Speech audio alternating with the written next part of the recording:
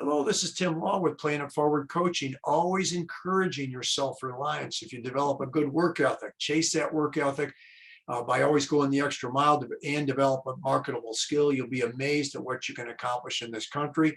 And additionally, make sure that you also, develop as best people skills as possible. Big thank you to almost 600 people who have subscribed to this channel, Playing It Forward Coaching. If you haven't done so already, please do so. And also a big thank you to almost 38,000 people that have viewed some of these interviews and everything. We super appreciate that. Got a really cool guy here today, a guy named Shane Harper, who actually coaches little guys basketball. The guy is amazing.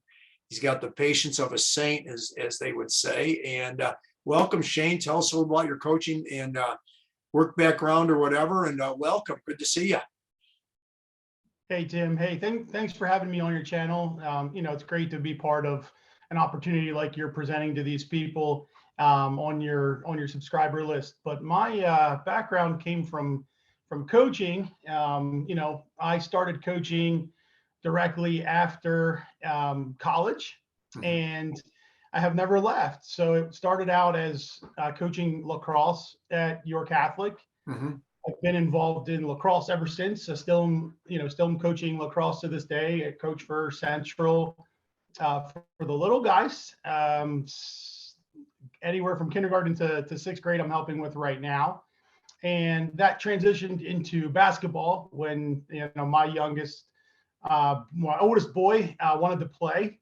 He thought, well, Dad's going to be my coach, and so I couldn't let him down. So transitioned over into basketball and have been coaching, little guy basketball ever since. I have two boys that play basketball now. So, I have a second grader and a fourth grader, and, just helping with their teams and, their friends and such has, really been my passion for forever. So. Sure. Well, that sounds great. So now what age group of lacrosse were you coaching? We have U8 and U10 is where my kids are. So in York County, the YCLA has kindergarten through eighth grade on their schedule. So there's U8, U10, U12, and U14. And then obviously you move up to the JV programs at the high school. Okay. So Central is, one of 14 clubs in the YCLA, and that's the ages we offer. I see. And how long have you been involved with the York Catholic program? So I ended my tenure in the York Catholic program 2019, right before COVID hit, was my last season. And I was at the varsity level high school there. And I believe I was at York Catholic a total of 13 years. I started out at the junior varsity and then moved up to the varsity as the years progressed. But so I believe it was 13 years I was there, and then again moved over to Central. Well, it sounds like I think we have a mutual friend with Jared DeMint, because I know he did some lacrosse coaching over there. Yeah, absolutely. Yeah. So Jared, I coached with Jared for 2 years, I believe it was, and then he went up to do the same thing at Northeastern. He got involved, in the lacrosse program at Northeastern. He was asked to help promote the sport up there and do what he could to get those kids, involved in lacrosse. And I know he spent a couple years, building their program. And then, I know he's still teaching up there at Northeastern, and I still see him, his kids in our basketball program. So I still see him, every once in a while at games and such. So. Sure. Well, and I think you probably, worked with a club up there, because we actually do not have an actual lacrosse team, within the school. So I suspect that maybe it was a NASA scenario or a club Correct. situation. Correct. Yeah, correct. Yeah, it was just the club program, was not involved in the school. So he was, obviously teaching at Northeastern and then, going right outside to help with the club program. So yeah, it was younger kids that he was trying to, get the program off the ground for them, and, start at the youngest and work their way up. But yeah, he was not involved with the school. Correct. Sure. And as far as your kids, you said you've coached your sons, and how old are they now? So Christian is 9, and I've coached him in lacrosse and basketball. and then Jacob is 7, and same with lacrosse and basketball.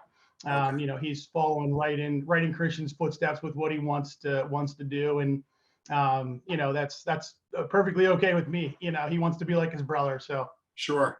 And how many children do you have altogether, Shane? I have four children. Madison is my oldest and only girl.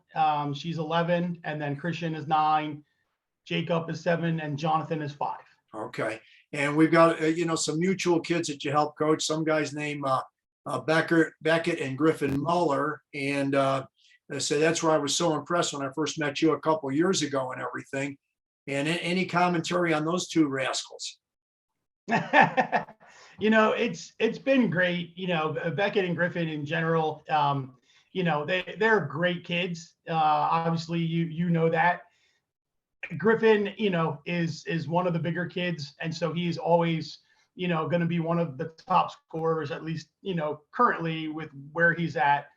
But you do see his little brother Beckett, who works his butt off every day, practice, games. I mean, you can't ask for a better player. Again, the skills may not be there, but they will come because he is working incredibly hard every day.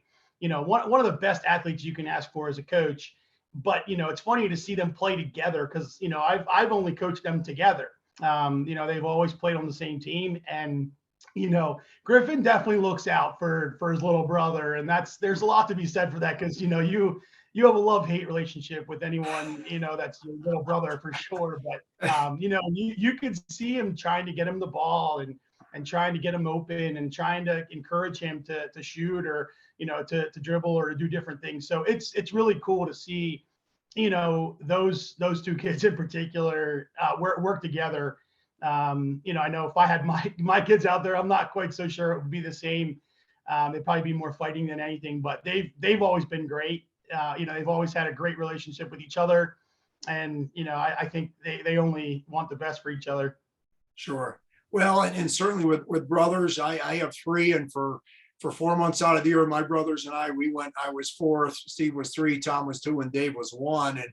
And if we had a nickel for your poor mother, I would be very, very wealthy for sure. And it was what we would refer to as Vatican roulette as far as my parents were concerned. And I think you know what I'm referring to there. So yeah. But anyway, no, Griffin and Beckett, they'll have their little squabbles here and there, but we've been very proud on how they work together out there on the court and everything. So it's just wonderful. So as far as some of the life lessons, Shane, what are you hoping to accomplish as far as your kids are concerned? Obviously, they're teammates. They play unselfishly and so on and so forth. What are some of the key life lessons you want taught to the kids? Yeah, I mean that's a loaded question. It all depends on where you're at in the age bracket. Mm-hmm. There's a couple things that would be overall from kindergarten through college. Mm-hmm. There's other things that you're going to work with on the little guys for sure, more than you are, a high schooler or a college kid. But specifically as it relates to the little guys, we'll call them.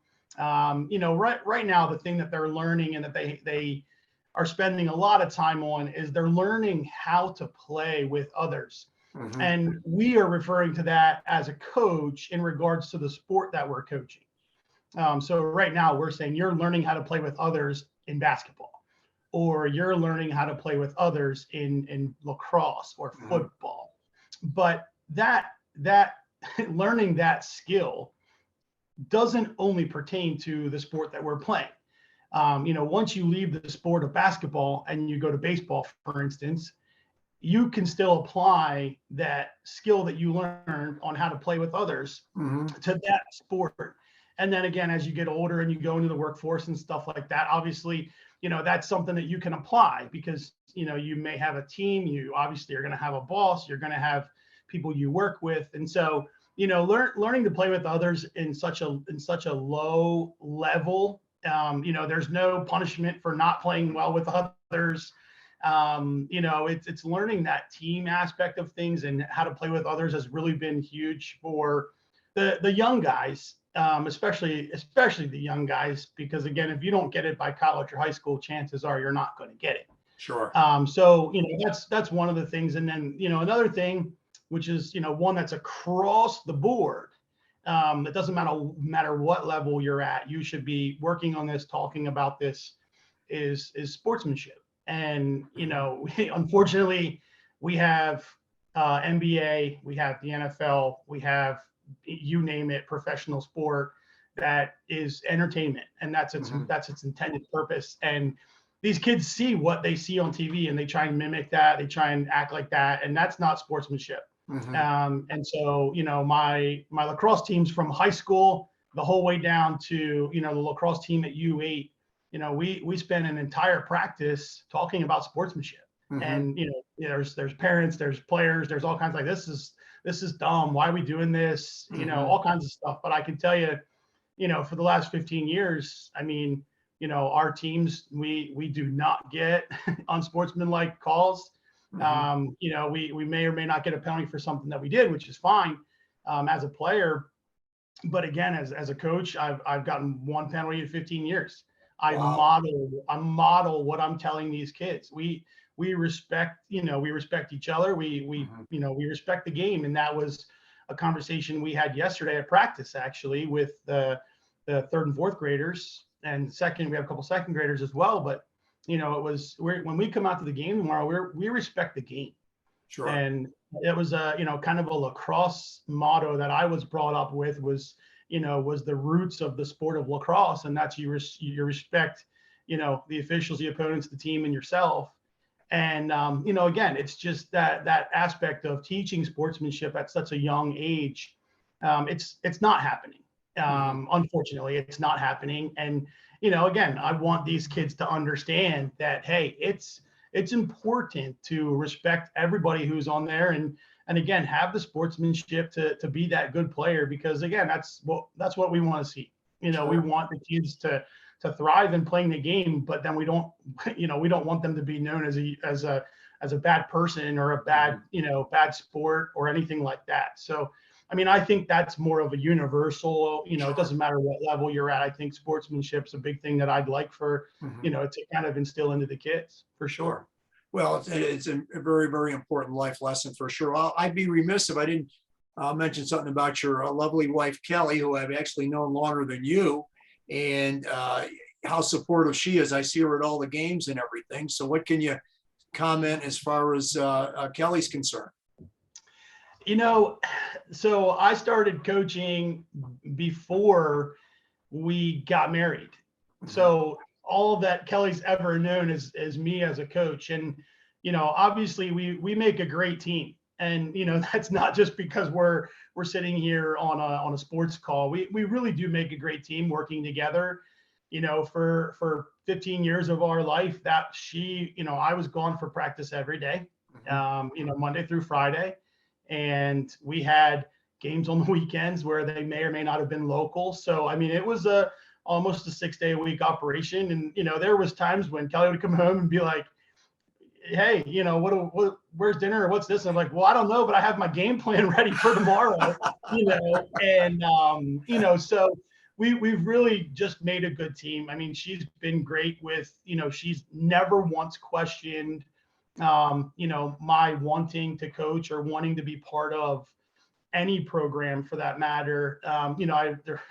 When I stopped coaching at York Catholic, it was because of my family, but it was not because she wanted me to step down. That was not part of it at all. She was happy that I was coaching, and it was just one of those things where as my kids are ready to play, and I feel like I had something to give. And, she was like, hey, if you want to do that, I'm 100% supportive. And, as she's an incredibly busy person, and Sure. way, way, way smarter than me, but she has been, again, extremely supportive with coaching, and, it's never batted an eye when I said, hey, I'm going to coach Christian's team. Is that okay? Or, it's never been an issue of time. It's never been an issue of anything like that. It's just been, hey, I'll support you if that's what you want to do. Let's make it work. So she's been again, I can't count the hours that she spent by herself, especially when, it was a high school sport and, 5 days a week practice, games every week. So, yeah, I mean, she spent, a lot of time making up for me not being around, but, she was always supportive for sure. Sure, sure. Well, and I understand, I'm going to be a little biased here. I understand you're pretty good friends with my son David and his new wife Danielle Franslaw. And any commentary on those two amazing people?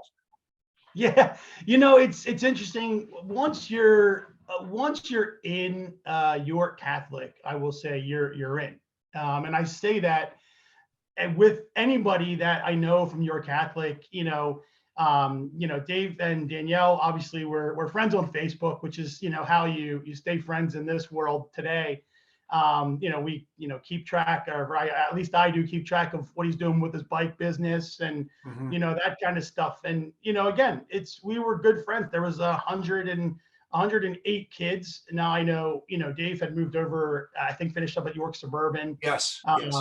But again, there was 108 kids in our graduating class. And when there's only 108 kids in your graduating class, you get to know everybody, Mhm. and, I'm 100% confident, I mean, I haven't talked to Dave in many, many years, but, again, I'm 100% confident if I saw him today, we would talk just like we did before. He Sure. might say, hey, what are you guys up to? Or, where do you guys live now? Or that kind of stuff. Cause, you don't always keep track of where people are, but, again, they were always great, great friends. They were definitely, people that we saw every day. Mhm. Now Dave didn't play sports, or at least the same sports that I played, lacrosse and football. So, we didn't cross paths in football or lacrosse by any means. But, again, when you were in your Catholic, you saw them every single day of your life, Sure. So yeah, I mean, they great people, obviously, definitely friends, would still consider them friends to this day. And, there's no reason from my perspective anyway, if we wouldn't see each other, we wouldn't, still be friends, still have conversations and stuff to talk about. So Yeah. Well, he certainly speaks very highly of you and Kelly for sure. No doubt about that, Shane. Shane, this has been fantastic. Any last second thoughts that you have that you'd like to add in here?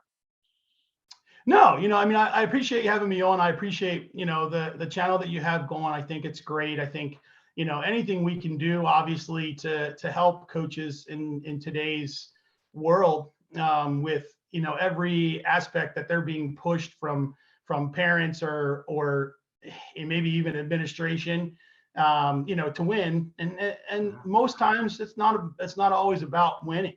Mhm. I mean, I look at these kids and I'm like, look, I just want to make sure they're the first ones in line to sign up next year.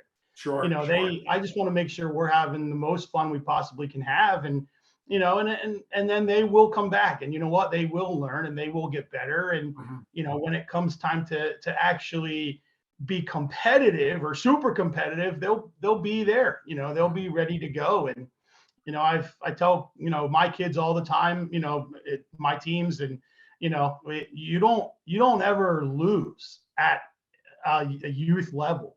Right. You either take a W or you take an L. Mhm. You take a win or you take a learn. Yep. That's something that I'm telling the boys all the time. You may have lost the game, but what did you learn from it? Right.